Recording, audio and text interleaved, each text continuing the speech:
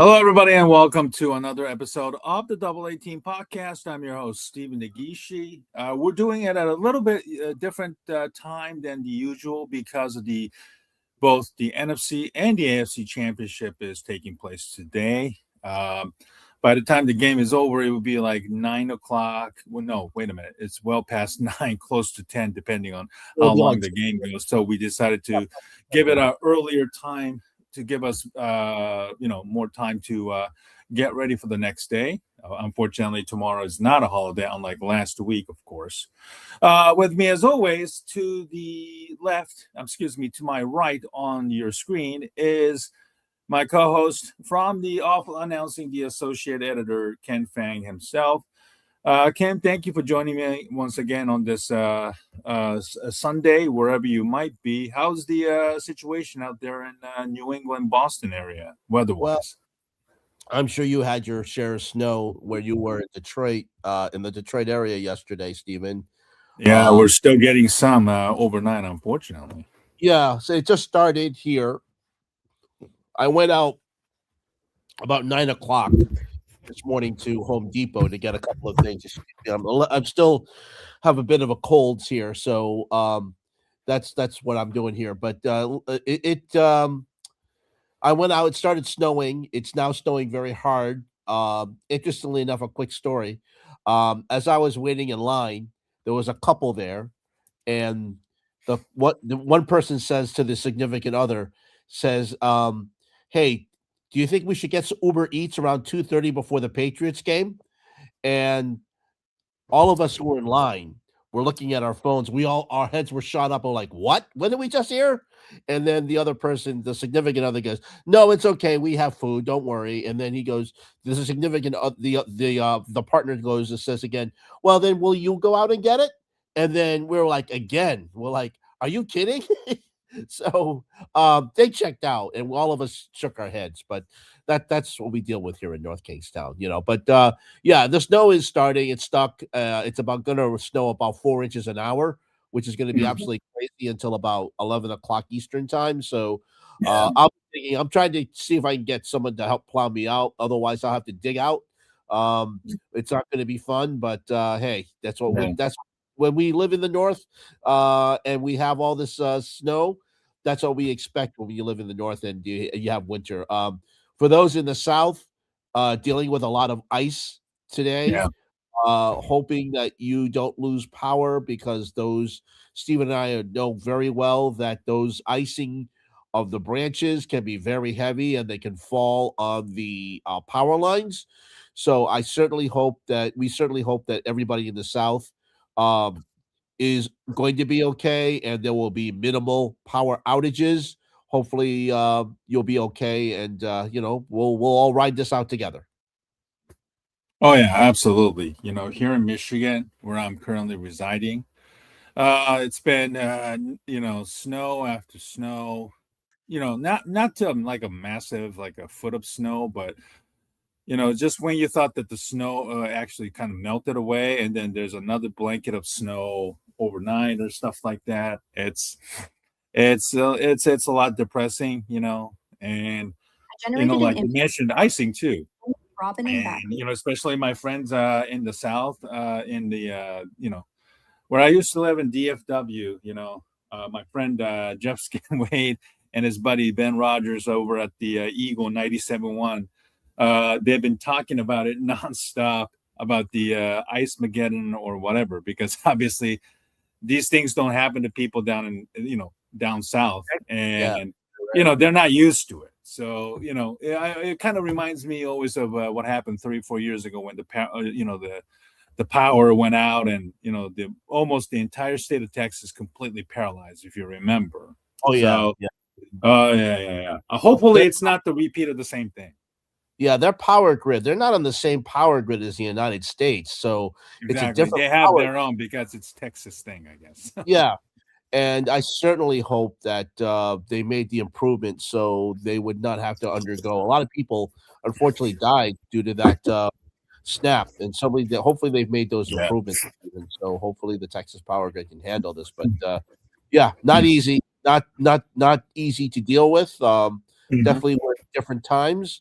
But Mhm. certainly, let's certainly hope that everybody can get through it and Mhm. do your best. And if you need to have to go out on the roads today, certainly do Yeah. not go out on the roads if you. But if you have to, please, please, please be careful and let the plow trucks do their job. Right. So they can get so you can get to work tomorrow. Right. And if you have to plow out there today, if you're not getting any help, please be careful. I know a lot of people suffer heart attacks or strokes while they're, shoveling snows, especially at this time of the year. So, if you have to, even if it's just your driveway or, just a yard or whatnot, please, please be careful. It is slippery. And, if you slip and fall, you could hurt yourself Yeah, and perhaps even others. So please be careful out there. All right. absolutely. Percent. All right, so let's get back to the topic that we had discussion last week. Unfortunately, we couldn't do our show, but the update on the coaching carousel. Um, New coaches have been added to the list, and Sean McDermott's time came to an end in Buffalo. Um, this is a pretty mixed emotions for many people, Ken. If you put yourself in a Bills fan's shoes for a moment, Sean McDermott has been very, very successful. Probably the second most successful coach behind Marv Levy. Mhm. But they have fell short almost the last 3-4 years in the playoffs.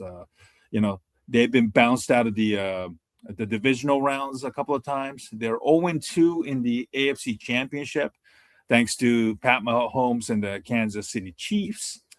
Um, I kind of understand the move that they made here, I don't. but okay, I all right. Let me hear your story. I, Well, first of all, a well, lot of like I these. said, there's both sides to it, and there's Yeah, no but real go ahead with reason. yours, and I'll go ahead with yours, and I'll go with mine. Okay, so if you're going to pull a move like this, you better have someone that is Right. considerably better, or Yes. somebody considerably better. I'm currently watching NFL Countdown on ESPN, and Rex Okay. Ryan was talking about Bill Belichick, which is a total No, non-starter to no, begin with, no, no, but no. but Alex Smith said something about hiring perhaps Davis Webb or even somebody that's close to Josh Allen, and you don't want to hire somebody that's like friendly and whatnot. And I understand that Josh Allen has earned so much cachet and earned the right to maybe have his say or interview candidates for this job, which I think it might boil down to Brian Daboll, who he coached in Buffalo and had a massive impact on his current success in the NFL so far. Joe Mhm. Brady, of course, who is the current OC. Those are the two coaches that probably comes in my mind right now. And I understand, things have kind of hit the stale button more so. And if you're going to make a move, you better have somebody that is considerably better or somebody who Right. is ready to coach this team, because this team is not starting from scratch. This is a team that is still, I would say, have maybe not the championship window completely closed, but the window is slowly closing down the last few years. Go ahead, Ken. First of all, that press conference this last week, Oh, with the Terry Pegula one. My God, that was Terry Pagula and his general manager. that First, was promoted. yeah, yeah. Brandon Bean. Yeah. I would not have. Now I know he's the owner and he's going to do whatever the hell he wants. But if I'm a PR guy, I tackle him and say, "You cannot make any stupid statements." Please, his last press conference was in 2019, Stephen. Oh, 29, Pegula. yeah. Okay. So I would not allow him to go make any statements to the press. And his statements out there were just absolutely. He said he wasn't basing it on one play, but he seemed to be basing his decision on one play. Um, the interception that wasn't, you know. So and not only that, there were a lot of the plays that eliminated Buffalo over the years wasn't Sean McDermott's fault. There were Oh, either calls or miraculous plays, or as you mentioned, Patrick Mahomes. Josh Allen had a bad game on last Saturday. He, he doesn't make those mistakes. I think Buffalo could easily be in the position to be playing New England today at New England. So I don't think that you, and as you mentioned, you got to have somebody. You better have somebody in place. Okay, whether it's like, and I can't even mention think of who could you bring in at this point. But if I'm a coach and I see that the general manager was basically has the ear of the of Terry Pegula, do I want to go there? John Harbaugh, probably was thinking, hey, maybe Buffalo just opened up, and then he sees the press conference. I mean, of course, he took the Giants job before all that happened, but maybe if he knew the Bills job was going up, maybe he would maybe consider it. But if I saw that press conference with Terry Pegula, I wouldn't go, and I would very much have second thoughts if I'm a candidate to even go there. So, as you mentioned, they better have somebody, a Hall of Fame type of coach, ready to go in there to replace Sean McDermott. Who could? I mean, to be honest, and you have a new stadium that you're going to go to next season.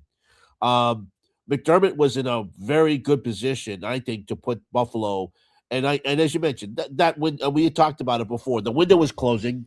We know that, but I think Sean McDermott would have been the best candidate to at least steer them in that direction to get them over the hump. Everyone said, "Oh, well, Totally. Kansas City's not there, Cincinnati is not there this year. This better be the season that they do it." But I got to tell you that press conference, if I'm a potential head coach candidate that's looking at Buffalo and seeing that Yeah. press conference with Terry Pegula, I'd have second thoughts. And it's now going to be very interesting to see what happens over the next couple. I would think right now, Steven, that this has scared off a lot of coaches who may be thinking, hey, I got Josh Allen. All we need is a couple extra receivers. And they talked about the receiver that they drafted in the second round, and Yeah. they argued over whether they actually wanted him. What is that? That is just absolutely stupid. So I think right now Buffalo is in a state of flux, and It's a panic move, no doubt. It was definitely a panic move, and I totally don't think that it was deserved by Sean McDermott. I think he did a great job, and I don't know if who else could have done and steered them. And I really do believe because of all the injuries they had, Buffalo actually overachieved. Absolutely. They had a chance to win that game in overtime. They did. They had an They opportunity did. until Absolutely. that really strange goal. But I don't think you blame that on Sean McDermott. You can't blame it. You have to blame that more on the performance of Josh Allen, who threw interceptions and fumbled the ball in opportune times. And every mistake is magnified in the playoffs. So you can't fire Josh Allen, of course, so you have to blame the coach. But that move was totally unjustified in my opinion. Right. And then what was supposed to be a typical, usual, press conference turned into like a, throwing wide receiver Keon Coleman, who they drafted 2 years ago, under the bus. Now, Coleman, I'm going to play a press conference here with Brandon Beam, who got promoted from general manager to the president of football operations, who is Brandon Beam right here with Terry Pegula sitting next to him. This is what they said about Keon Coleman. Take a listen. Yeah, go ahead and Can I interrupt? I'll address the Keon situation. The coaching staff pushed to draft Keon. I'm not saying Brandon wouldn't have drafted him, but he wasn't his next choice. That was Brandon being a team player and taking advice of his coaching staff, who felt strongly about the player. And, he's taken, for some reason, heat over it and not saying a word about it. But I'm here to tell you the true story. Wow, man, this is You talk about throwing people under the bus. Like you Yeah. literally threw it. Like literally. My Yeah. God. I mean, if I'm a reporter there, I'm my first of all, my jaw's on the floor. And second of all, why are you throwing Coleman under the bus? Why are you throwing him under the bus? You didn't want him. If you didn't want him, why'd you draft him? So Exactly. Right. and Bean goes, and then he goes, Bean was a team player because the locker room wanted him. The coaches wanted him.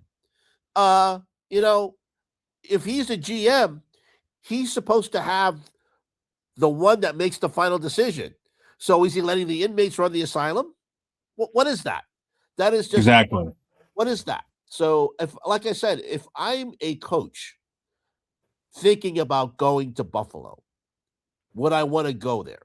Because you have a guy, a Terry Pegula, and you have the Bean, who is the. Are you going to be really the guy?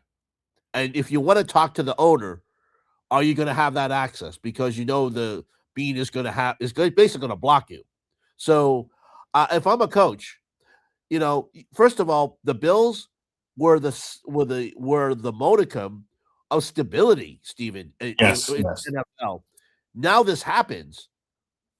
There's chaos. So and that's if you're the Buffalo Bills and you going into a new stadium, the new Highmark Stadium, which looks Highland or Highmark. Oh, Highmark. I apologize. Highmark Stadium, which is absolutely wonderful, by the way. And gonna have some great innovations. I would not want to go there. I would absolutely not want to go there. Yeah, it's terrible. Now Coleman himself, unfortunately, hasn't stepped up and be good so far. I know there were several instances this year where he was made inactive for a couple of games or even consecutive games. Despite the fact that the Bills don't have any receivers that they can regularly rely upon to throw to outside of the tight ends of Dawson Knox and Dalton Kincaid. So, and yet they still managed to win, 11, 12 games this year. Yeah. So, it's almost embarrassing that you had to throw a player who is still, mind you, on the roster, who is still very much young and who is, has some untapped potential. Yes. And I get it. Coaching changes might do him some good, or if God forbid, if Pegula uses Coleman as some sort of a scapegoat to protect, Brandon Beam of all people, and then Beam himself. Oh, actually, no. Beam didn't say it. It was the owner who decided to say that Keon Coleman's selection was, Sean McDermott and his head coaching choices, and then Beam just went with it, because he's a team player. Blah blah blah. And it's funny, like billionaires like Pegula of the world. They always need to have like a useful idiot who will take bullets for them, and Pegula in this case, they found one in Brandon Bean. Bean's track record in recent years hasn't always been great, unfortunately, and that's where you plateau. And then when you're when you're a general manager or an executive, that's usually what the team owner.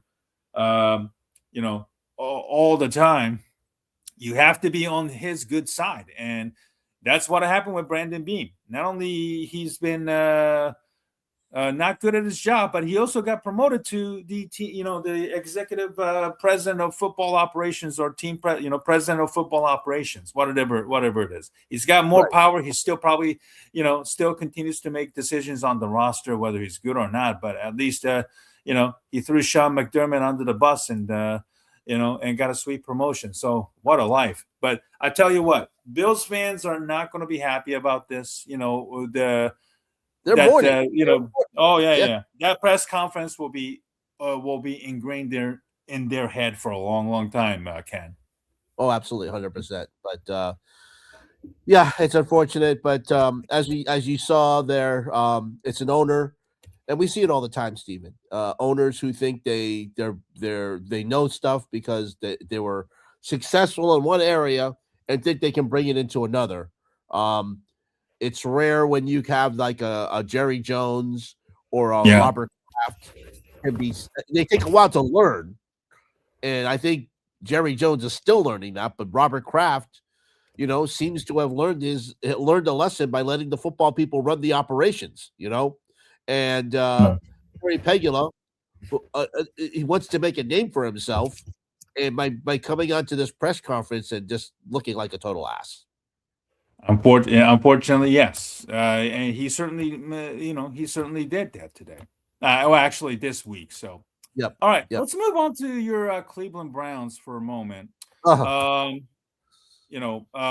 They're still in search of a head coach, and unfortunately, there are, Jesse Minter, the Chargers DC,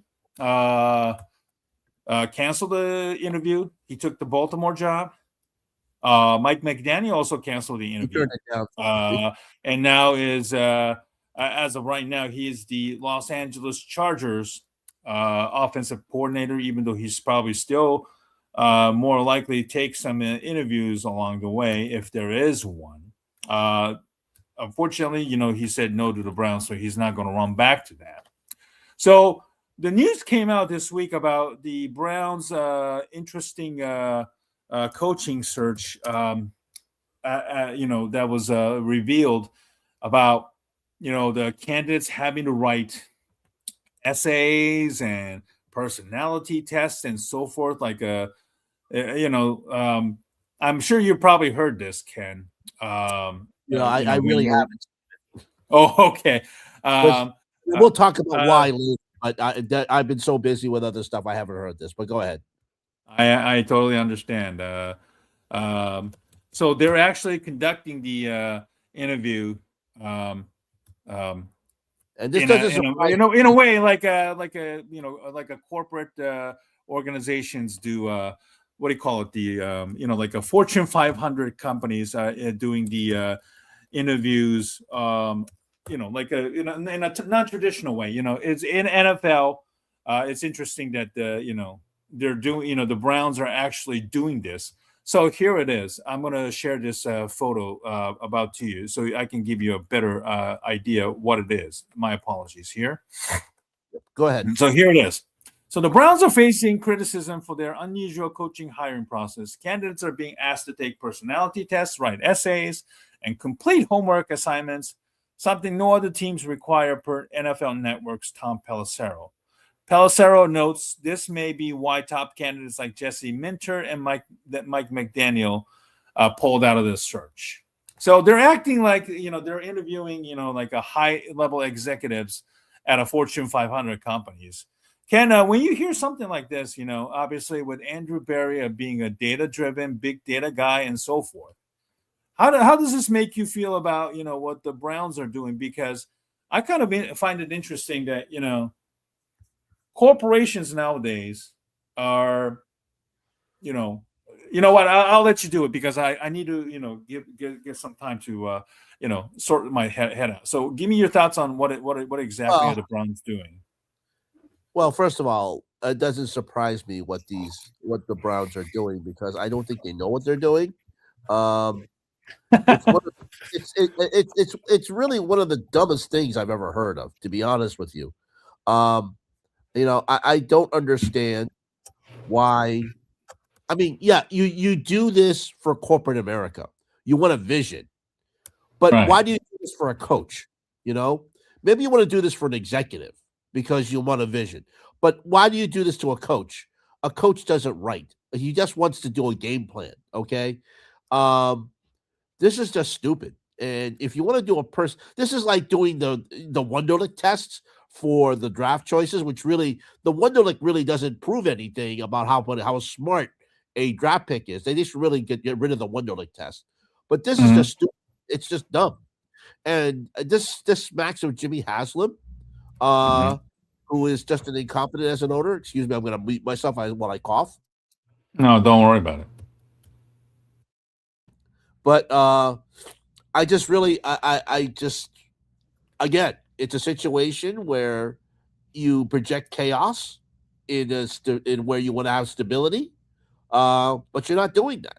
So again, I don't blame Mike McDaniel for deciding. I thought he was going to be great. I thought but he's looking at a situation where there's no quarterback. Right. So I don't blame him for not taking the Minter. Why would you want to go there? You've got a great defense, but nothing else. So the Browns are just, again, it's a chaotic situation. Why would you want to go there? And Kevin Stefanski has proven that despite all the situations, he had a little bit of a success. But if you have an owner that's going to meddle like this, like we've seen, drafting Shadur Sanders, despite the fact that you have 3 other quarterbacks, and Dylan Gabriel, who was drafted in the earlier rounds, and then deciding that to trade away, Joe Flacco at the last minute. Why would you do that? So I think this ownership that really, really doesn't know what it's doing, deciding that it's going to put its own stamp on things. Yeah. But yet at the same time, projecting no stability whatsoever. And if you are a coach, now a coach will eventually come in because that's what someone will say, hey, it's a great opportunity. I think I can do it. But it's not going to be a big name coach. John Harbaugh saw that and said, why would I go there? Mike Tomlin's not going to go there. He's going to take time off. You don't blame him. Mike McDaniel, we saw what he did. He said, you know what? I could have a life as an offensive coordinator for a while. And exactly. In Southern California. That's a nice place to do. Why would I go there? So, and despite the fact that he had coached in Cleveland. So I don't blame him, Steven. I don't blame anybody right now for not wanting to do any of that. Yeah. So I'm going to play a clip from 92.3 The Fan, which I'm sure you probably are very familiar with, in regards to how they're conducting their coaching search. Take a listen. They're just asking way too much of these candidates. They're asking insane things. Now, no, they're just focused on the wrong things. Well, and within that, though, you make an argument. It's like, well, if the Bills came out with a questionnaire and multi-part essay, I bet a lot more candidates would fill those things out. And yeah, they would. But there is a line that has to be drawn somewhere for a lot of these guys. And the fact that this is so out of left field, I bet it just turned a lot of guys like Baldy, who said as much, would turn a lot of these guys off, being like, oh, they don't know what they're doing. And they're going to have me do this a lot when I'm here, and I don't know that I like that. It just reeks of something that I think is one of the big knocks in the Browns that they can't shake because they don't want to shake. They're not a football organization. They're not. They're not guided by football. They're guided by big data. And the problem is it's the wrong sport to be that way. Listen, I think baseball gets lost all too much. Baseball discourse gets lost all too much because there's so many stats now. Yeah. And everybody focuses on different stats to support their argument. And some front offices favor this and some, but at least when you get to those things, they're unquantifiable things in a game that I think is simple enough to be summed up properly by a million stats, even if they're contradictory stats. In football, I just think there's a lot of data that comes out that's good. Player movement data. I do think some of the advanced stats are interesting ways to look at things. I understand why, if you're guided by that on football, you're going to try and do it with candidates. How about you just hire the human? This is the kind of stuff that when you hear it, it goes, it doesn't have to be this hard.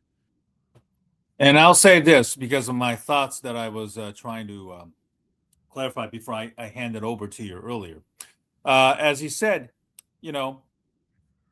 just hire the human. And I think, you're focused on the wrong things, basically driven by data and all that stuff. That's something that, we are taking it for granted. And I see this as somebody, who is currently, unemployed and working part-time. And, when I fill out part-time job applications nowadays, Ken, it's like, you're actually applying for like a full-time gig that's in the six-figure salaries, in any part-time jobs, whether it's retail or whatnot. You have to kind of like fill out a long drawn website, go to their own website and fill out like a 3-4 page stuff about your personalities, what you've done in the past, and so forth. Right. And especially nowadays, many companies are relying or over relying on AI to do their job, or even, God forbid, replace people to do stuff, and they're not taking the human element slash aspect of it. So I find it interesting that what we're seeing in the current corporate climate in this country, and even in some parts of the world, what the Cleveland Browns are trying to emulate themselves. They're football teams. They're not a corporations, Ken. Right. And it was a very good point by the host there on 92.5 The Fan in Cleveland. Yeah. You lose the personal touch. What about interviews? What about just doing an interview and just finding out more about the person there? By asking him to write an essay. I mean, it's extra work for the coach. Why would they want to do that? And then you're probably going to ask the coach to do it again. Say, hey, after 4 weeks, tell me what you're doing. Give me a report. Why would they want to do that? They have a lot of things to think about. The last thing they need to do is to write reports for a person who is driven by data. So I totally agree. It's one of the worst things I've heard by this organization. Yeah. It makes me wonder what they're doing. And at this point, Steven, it makes me fearful that we're going to get a coach kind of like a Joe Walton for the Jets, kind of incompetent. That's where I feel that we're going. Quickly, how do you feel about Kevin Stefanski hired by the Atlanta Falcons? He got the job much faster than I think anybody expected, and I think this was like that was a pretty quick hire. Yeah, good on him. The Blanks need to. And he has gone to the playoffs. Okay. Yeah, twice. Yes. Yeah. So he's a commodity. And I think that unfortunately he just had a situation with the Haslams where the last couple of seasons they were running things on him and making moves that he wasn't aware of. So I think that he's going to be in a much more stable situation, and I think we'll see that Kevin Stefanski will be a winner in Atlanta. I really do. I think he'll have some success over there. Especially in that division, which if you can win 10 games, you're gonna win that division. Oh yeah, absolutely. So among the new coaches that were hired, John Harbaugh goes straight to the Giants. No surprise. The Giants get a massive upgrade and probably get some credibility back. Of course, at least on paper right now. Let's see. The Dolphins hired Jeff Hafley, the Packers defensive coordinator, as well. Stefanski, as we said earlier, goes to the Atlanta Falcons. Tennessee Titans named Robert Saleh as their new head coach. The Ravens hired Jesse Minter. I'm kind of surprised, Ken, that Robert Saleh actually jumped back into the head coaching gig so immediately, even after coming back to San Francisco and did a massive job. Great job with that defense with so many injuries and everything. So I get it. Saleh is from my neck of the woods here in Michigan, Dearborn, which is a huge Muslim community. Robert Saleh himself is a Muslim immigrant originally. I wish him the best. There's no question about it. Tennessee just was an absolute dumpster fire, for the lack of better words, this past season, Ken. Well, and for somebody like Saleh to jump into an organization that is on par, at least on paper, with where Saleh coached before in New York Jets, which is even more of a dumpster fire. It's a big risk, It's a strange move, I have to admit. I mean, Robert Saleh, I think when it was desperate to get back into as a head coach, I don't think the Tennessee Titans are the place to do it. Right. But if he wanted a defense, he could have gone to Cleveland, where he have a very good. But running reports, I don't think he's what he wants to do. But I'll say this: maybe he can turn things around in Tennessee. Mhm. The Titans have a long ways to go. They got rid of a coach that that gave him a lot of success, who is already in the AFC Championship game, and we'll discuss that in a few minutes. But I got to say that I think it's a very strange move. But I think Saleh was desperate to get back into head coaching, and maybe the Tennessee Titans gave him what he wanted, and that's the main thing. And if he got the money and stability, Right. meanwhile, while the Titans are running around with like a chicken with their heads cut off, I don't know. Maybe he can get them 5 wins. I don't know. We'll have to wait and see. Yeah, we'll definitely wait and see. It's a gamble for somebody like Saleh. If he fails in Tennessee, he probably won't get another head coaching gig. Yeah, exactly. So he's Right. basically, stuck to being a DC, which I guess some coaches are, some people are better off being a DC, historically, rather than being a leader of a man for all the entire team, as we've seen in the past. So we'll wait and see. I'm hoping that Saleh can get enough support from the Tennessee ownership, certainly with the brand new stadium that's coming up in a few years. It's going to, hopefully by then the team is going to be in much better shape than the one that is in right now, currently, of course. All right, Ken, let's move on to the topic of the day, conference championship game prediction. AFC Bills versus the New England Patriots. Obviously, the shocking news was Bo Nix suffering a freakish injury where he broke a knee on, what is that? The Broken ankle. Broken ankle on the second to last play. The second to last play, right? Second to last play, where he took a knee or something like that, right? He took a knee, Well, he and got then somehow tackled. he broke.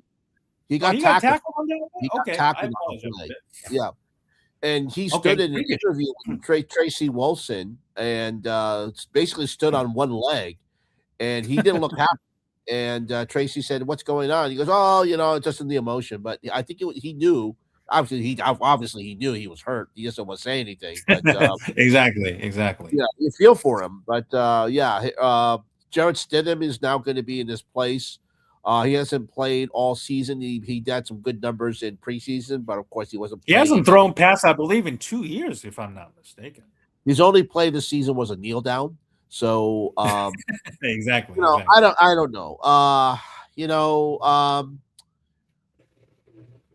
I don't want the Patriots to win this game because my this area that I live in is just totally. They think football was invented in 1993 when Bill Parcells was hired by James Bush fourth line before, as he was trying to move the Patriots to St. Louis, and then Robert Kraft came in. So Patriots fans don't remember anything pre 1993. It's kind of like the Toronto Maple Leafs fans who think that hockey was invented in 1967 when they last won a Stanley Cup. So anyway, if Bo Nix was in this game, I would say the Broncos would win this easily. Stidham he's hugging his daughter right now in the end zone. I think it's a great shot. He's and his kids. It's a great opportunity. And believe it or not, don't forget this. He was actually at one time the backup to Tom Brady with the Patriots. So that's how old he is. He goes back to when he was the backup to Tom Brady. Wow. You don't want. This is why you're a backup. You don't want the backup to be in a game. But now here he is in the biggest game of his life, in one of the biggest games in the history of the Denver Broncos. Granted, they have not lost a conference championship game in Denver. Right. But history doesn't play games. Okay.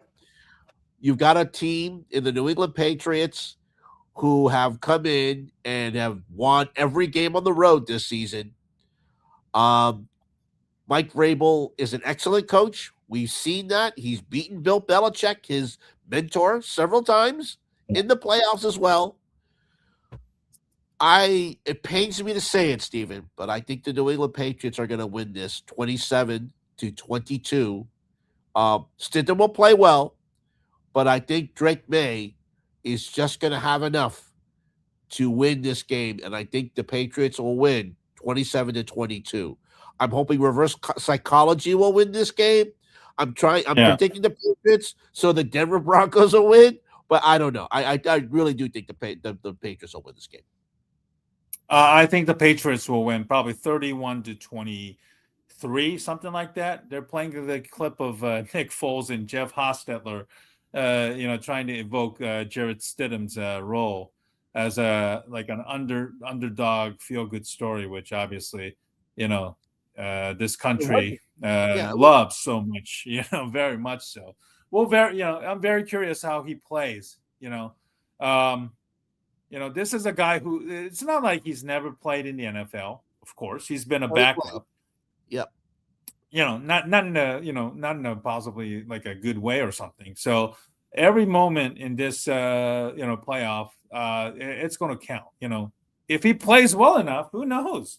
If God forbid, if Stidham is good enough to lead the team all the way to the Super Bowl, and God forbid, even if it win it, I mean, are we looking at another quarterback controversy here in Denver? I'm going to be very curious about it, not to try to, start a fire or anything.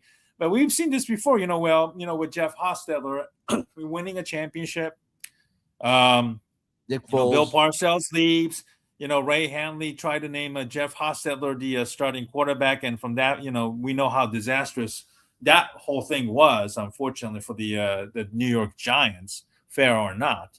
And, we've seen something like this happen. I'm very curious, one game at a time, but I just think that New England has got so much, at least on, paper, weapon, but then also defense is very good. So I think New England, with Mike Vrabel as their head coach, who's experienced, battle-tested, both as a player and a head coach, should win this one. All right, let's move on to the NFC.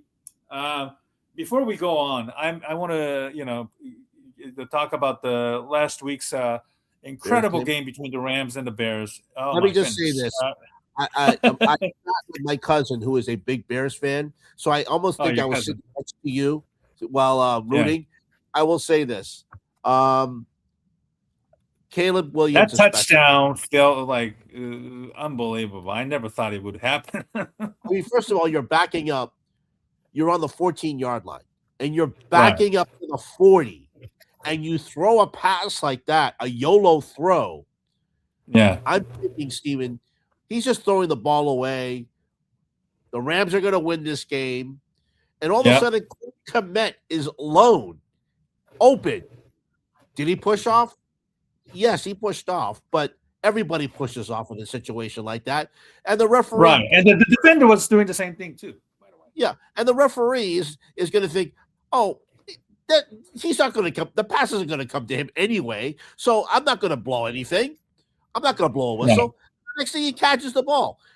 Right. Everybody in the hotel. I was in the hotel in Worcester, Massachusetts. I'll explain why in a second. But it was really amazing. My cousin, who's a big Bears fan, I thought I was sitting next to you, Steven.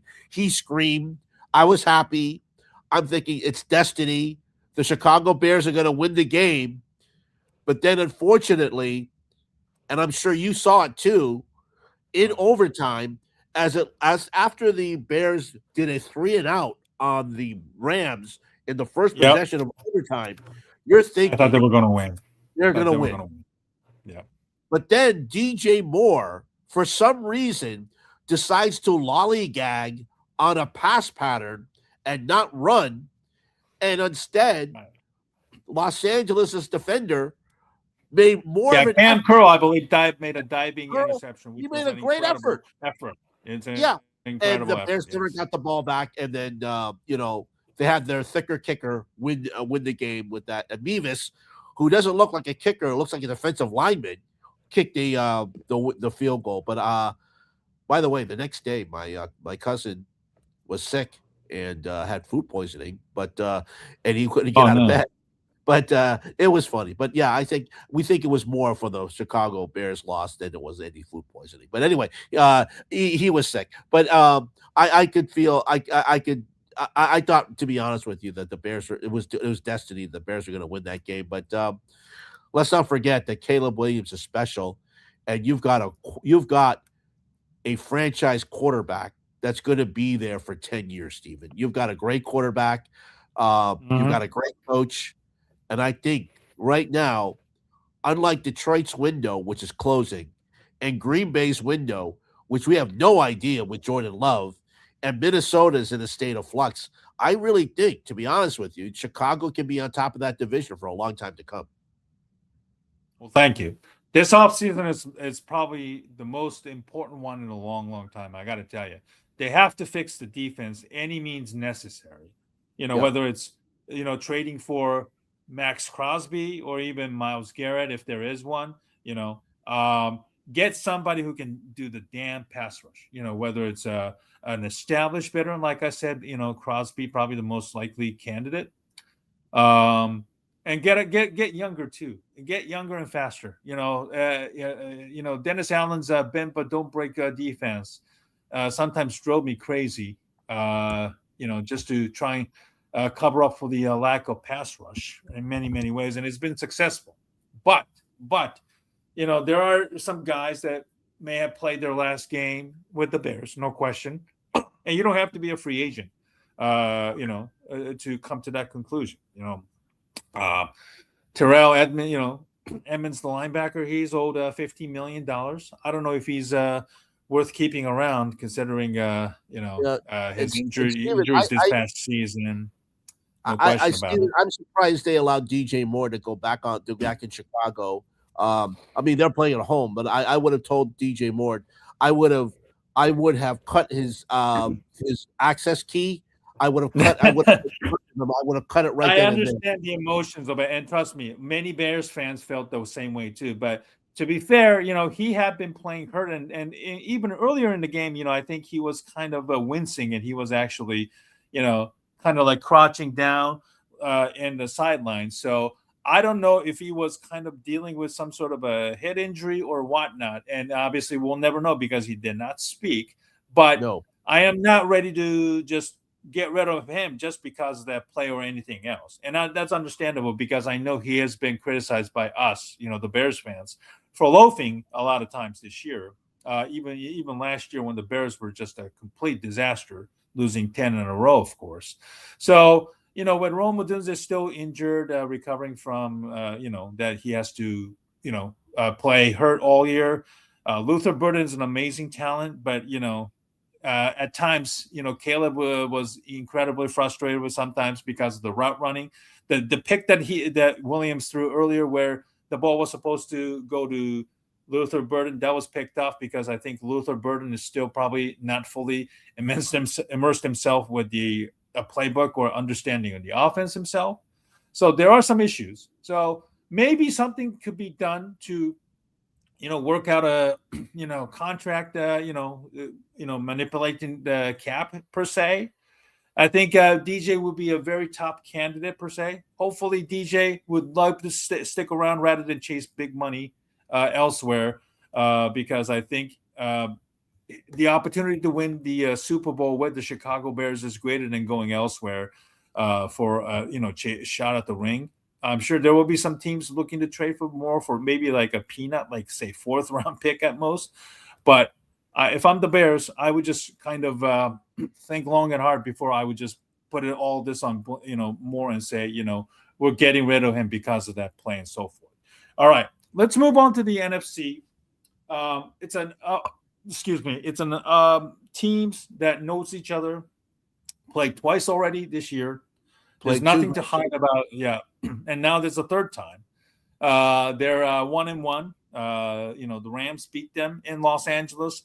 Seattle beat them on that crazy Thursday night game where Seattle came back from multiple deficits to win this one. I'm going to make a pick here. I think Seattle will win this one 27-24. I think the Seahawks defense is amazing. They're not the Legion of Boom level, but Mike McDonald has been an incredible hire for that Seahawks organization, replacing Pete Carroll. Smooth transition, replacing him. And I think this is his first year, right? Yeah. Yeah.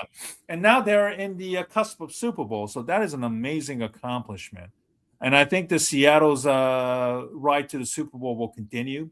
I think Sam Darnold will make some mistakes. I'm not going to lie. I think, I would take Stafford, even though Stafford is not the same player that he once was 5-7 years ago. But I think Sam Darnold will ride the running of Kenneth Walker, with Zach Charbonnet out with an ACL injury. Very, very bad injury and a bad news, of course. Yeah. But with Jackson Smith and Jigba on the, leading receiver this year, amazing pick a year ago, and now he's a budding superstar. I think they will find a way to exploit the Rams defense. 27-24 Seahawks. Ken? Yeah, if I'm the Rams, I'm going to try and make Sam Darnold beat me. But I think he's learned his lesson from last season when he was at Minnesota, and we all declared him an MVP candidate, which he was until the last 2 games of the season when he just played absolutely horribly and into the playoffs. I think, to be honest with you, Sam has learned his lesson. He played a great game against Los Angeles in that Thursday night game in Week 16. He didn't try to do too much the last few games at the end of the season. So all he has to do is manage. If he doesn't try to do YOLO throws, I think he'll be fine. As you mentioned, he does do that stupid interception, but if he does it early and not late, I think Seattle can recover and will be able to win this game. Matthew Stafford and Puka Nacua, I don't think nobody in the league can cover Puka Nacua. He was doing things to your Bears last week. I mean, the Bears tried everything, but he was catching passes left and right. Mm-hmm. Seattle sees him and knows him, and even against that defense, he'll catch passes. But if you can contain him and keep him between the 20s and not allow him to catch a touchdown, I think Seattle will be okay. This is going to be a tough game. But because Seattle won that game in Week 16, this is the end result. They get to host Los Angeles at Lumen Field with the 12th man. Okay. I'm going to say Seattle will win this in overtime with a score 39-36. They'll win in overtime. Mm-hmm. Both teams will have the ball. There will be a situation where both teams will get close, but I think, to be honest with you, it'll be Seattle winning 39-36 in overtime. It'll be a great game. It'll be a classic. Okay. It's the last game, and then it'll go to like 11 o'clock at night, and it'll be interesting to see. It'll be fun. Mm-hmm. Absolutely. Very looking forward to it. So it's going to be Seahawks, New England Super Bowl. The repeat of 2015, the one 11 years ago, we know that as the Malcolm Butler pick. Yeah. Let's see if if we ever get close to that kind of level of insanity that is still that is being talked about 11 years even after the game was over. All right, Ken. Let's see our final word segment. Obviously. A lot happening around the world, especially in our country. You go ahead on that one. I don't think there's not a person who can avoid talking about the senseless violence that is happening in Minneapolis. I addressed it on my X yesterday. That Ken and I obviously started this small live stream on the heels of COVID. Hard to believe it's been 6 years ago to this day almost. And about 5 years ago, I think we started with the help of Aldo Gandia of the Barroom Network based in Chicago. I hope Aldo, by the way, is doing very, very nicely. He had a stroke late last year, of Yeah. course, and we owe our gratitude to Aldo at the Barroom Network for helping our start there, and then now we've kind of moved on to our own thing. When we started this, it was the idea of trying to call out the lack of diversity in the sports and entertainment world, and then call out the bad people. And nowadays it's that number unfortunately has increased to not just athletes and politicians, but we might have to throw in tech billionaires into that mix as well. It's unfortunate, and then we started with the idea of calling out those types of people, and our mission really hasn't really changed much. I've seen a lot of people on X yesterday, and then even today, who used to talk about sports, but obviously they can no longer turn a blind eye on what is happening to the senseless violence that has claimed 2 people, in Minnesota, unfortunately. And I am glad that there are people who are, I guess, finally waking it up to these types of violence. And of course, the cynics would say, it took 2 innocent white people to get shot and killed by, ISIS pigs to finally, have people wake up about, the Second Amendment and what the Trump administration is doing for it. And I understand the notions for it, but I'm actually glad that, even those who thinks that, these are the things that people can no longer turn a blind eye to. Ken? Yeah, I'm. I mean, I was glad the NBA canceled the game in Minneapolis last night. Yeah. I would have thought. I don't think the NFL is going to. I would have liked to have seen the NFL at least postpone the games today in regards to that, but they're not going to do that. But the fact is that we got to speak up, and whatever has to be done, again, do it peacefully, and continue to take video, because if there's no video out there, the line, the official line that you're going to get is going to be a bunch of bull. So be ready for that. Absolutely. We'll discuss Paul Allen some other time. I just wanted to mention this because the games are coming up, and let me just say this: my uncle, who was a second father to me, passed away the other day, yesterday, as a matter of fact, 1 o'clock in the morning. He's been in hospice for about a week. He's been very helpful to me. That's one of the reasons why I haven't really been on my X account or Blue Sky, or been able to do the viewing picks on Awful Announcing.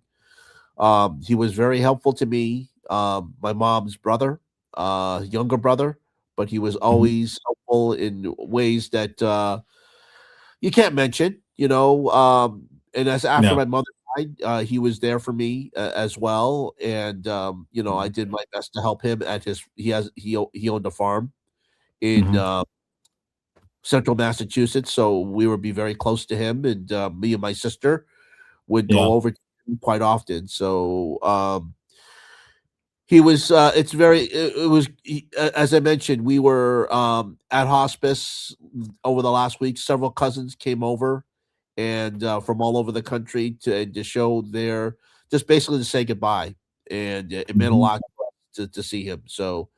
Hug your loved ones today. I know that's a tough day to do that, but if you have any loved ones around today, make sure you hug them. Make sure you keep them close. Absolutely. Yeah. And just wanted to say that I appreciate my uncle, and I hope that he's doing well in the whatever afterlife you believe in. So just wanted to say that, and I appreciate the support of people when I mentioned it on both X and Blue Sky. Thank you very much for that. So, my condolences obviously goes out to you and your family. As you mentioned, nice, kind words on your timeline here. Amy Trask, former NFL executive who we've had in the past, was obviously the first one to offer your, kind words. Luke Easterling, who I've had the chance to interview multiple times. I hope to do it again in the near future. Was also there as well. Steve Lapis, the former college coach with Villanova, mostly with the who's now a college basketball analyst. Also offering kind words as well. And I So, think you see Tony Khan in there, the Jacksonville Jaguars. Tony Who? Khan, Tony Khan, who is the owner. he was associated with the Jacksonville Jaguars and owns AEW. He he Oh had some, wow, yeah. No, the Shad Khan's son. My apologies, there. Shad Yeah. Khan's son. yeah. So Really? he started following me, and he gave me he saved me a very nice message. Oh, okay, yeah. Oh, I AEW appreciate that. head honcho, and then also somebody who we've had interviewed in the past, Michael Yam, of course, from the NFL Network, also the Yeah. host of NFL Network, who's working, I'm assuming today in Los Angeles. Also, liked your tribute to the uncle there as well. So, again, like you said, hug your loved ones. For me, I can't do that because my folks are in Japan. They were kind of concerned with me because we didn't do the live stream last week because of the Do they watch? Martin do they Luther watch King and other stuff too. So I'm glad that at least they will get to see this one live because they kind of see that's how nice. I'm doing through this show and how I'm doing, mentally, Oh, well, physically through this show. We So say hello to Steven's parents. So we're very happy that they get to see. yeah. Thank They you, watch thank in you. Japan. So, konnichiwa to your parents. Thank you. And our mission and our goals will not change, unfortunately. For times like this, we learn a lot about who we are. And unfortunately, we just posted something about Paul Allen, who went full MAGA mode, unfortunately, with the comments about the Minnesota protesters yesterday being paid and stuff like that, which obviously is MAGA talking points. And certainly Paul Allen's credibility has taken a massive hit for this one. So we'll find, will be interesting to see where the Vikings and K-Fan, which carries his show along with the Minnesota Vikings radio network, of course, goes from there. And I'm going to say this, like I said, true people reveal their characters, especially in times like this. Who you are on your side. You stick with those people, and whoever you are, if you stick to the other side of being, MAGA being good and so forth, I'll be honest, I want nothing to do with you, and we will block you, and we couldn't care less if you leave nasty comments or leave our shows and stuff like that, because we got other more important things to worry about. And we'll live rent free in your head, and hopefully you'll do the same as well on your side as well. Ken, thanks a lot for your time today and in these difficult times. I'm sure you still have things to do with your uncle and the the services and all of that. So again, my thoughts and prayers are with you, and hopefully a lot of people are thinking about you and your family today after this show. Hopefully we'll get to do a show again next week when we know the Super Bowl participants, and hopefully we'll have a better idea of who the your head coach is for the next Cleveland Browns, we'll and we'll probably see. have something to chat about it. So, Yeah, we'll see absolutely. actually if the Cleveland Browns can actually do something right. But anyway, thanks to the Absolutely. 85 people who came on board to us, either through X or YouTube or whatever platform you're watching on. Thank you so much. Appreciate it. We're ending on time so you can all watch the AFC Championship games and the NFC Championships games tonight. Be safe out there. If you're in the Northeast like I am, or wherever you are in the snow path or this path of the storm, please do not go out. Stay home. Watch the games. don't order out. Hopefully you have food or some chicken wings you have to enjoy the games. Put them in the air fryer and enjoy. So, thank you very much. Thank you for all the kind words for all the people who sent me some kind words in regards to my uncle. Thank you so much. We'll see what happens next week. It's kind of fluid. So if I can do a show, I'll be back with you. But in the meantime, stay safe. Stephen, great to talk with you, and great to talk to everyone, and have a good week in sport. We'll see you next week.